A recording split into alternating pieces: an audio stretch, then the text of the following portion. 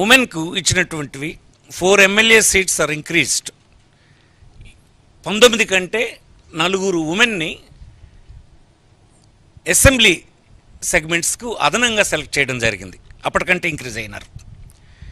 ఇది ఎలా ఉన్నాయంటే ఎస్సీ 29, ఎస్టీ 7, బీసీ 41 ఇలా ఉన్నాయి. ఇది 19ది. 24 వస్తే 24లో 29 ఎస్సీ, 7 ఎస్టీ, ఈ 41ది 48 అయినాయి.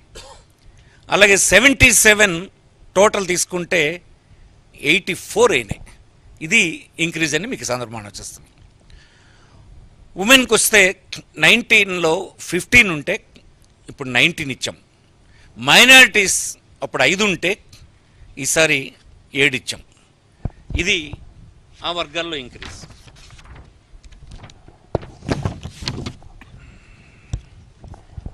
ఇరవై 25 ఎంపీ సీట్స్లో 4 సీట్స్ ఇంక్రీజ్ చేశాం.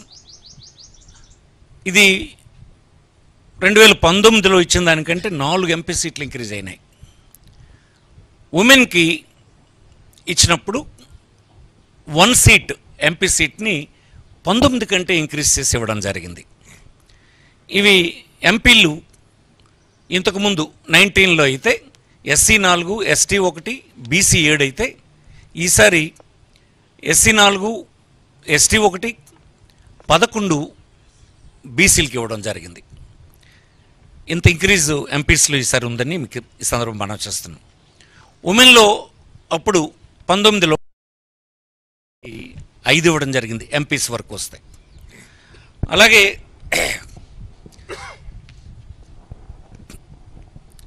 11 MLAs MP seats are increase అయినాయి.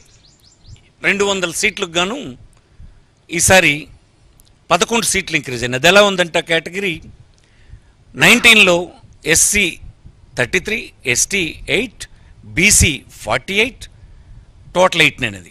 ఈసారి 33 ఎస్సీ, 8 ఎస్టీ, 59 బీసీ, టోటల్ 100 అయినాయి. అంటే 11 సీట్స్ ఇంక్రీజ్ చేశారు ఉంది.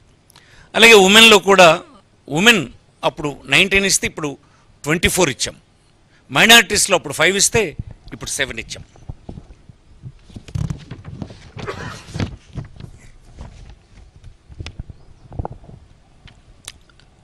కంటే ఈసారి ఉమెన్ రిప్రజెంటేషన్ పెరిగింది, బీసీస్ రిప్రజెంటేషన్ బాగా పెరిగింది.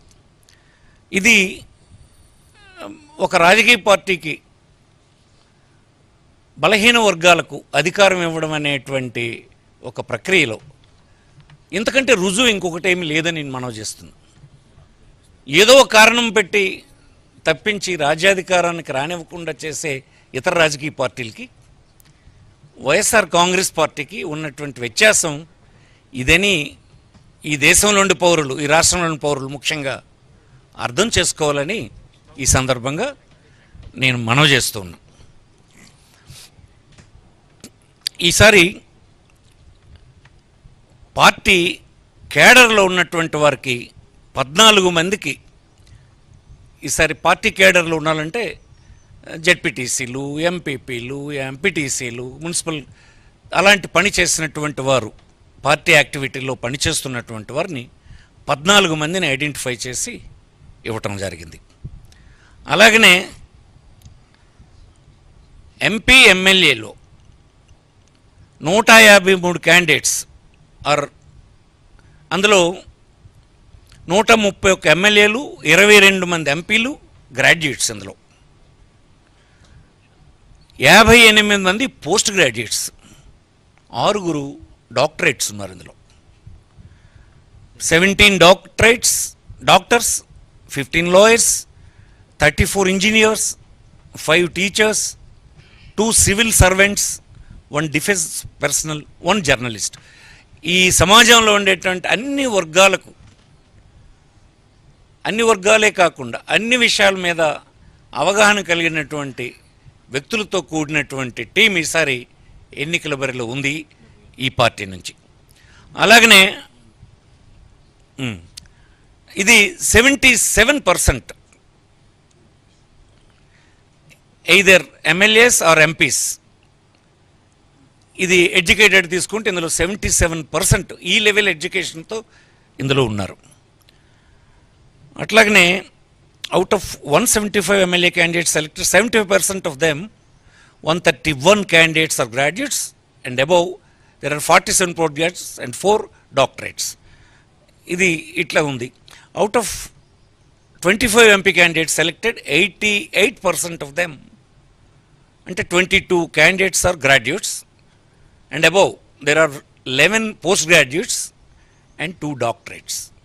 ఇది పార్లమెంట్ క్యాండిడేట్లో ఈ విద్యార్హతలు కలిగినటువంటి వాళ్ళు ఇప్పుడు మా అధ్యక్షులు ఎంపిక చేసినటువంటి వారిలో ఉన్నారు. ఈనాడు నా సహచరులు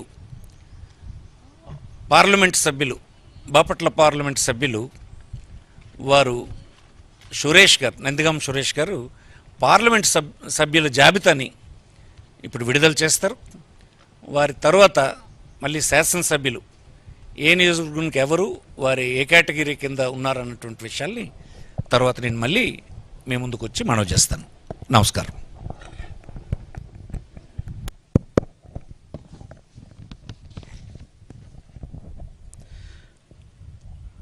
శ్రీకాకుళం పార్లమెంట్ పేరాడ తిలక్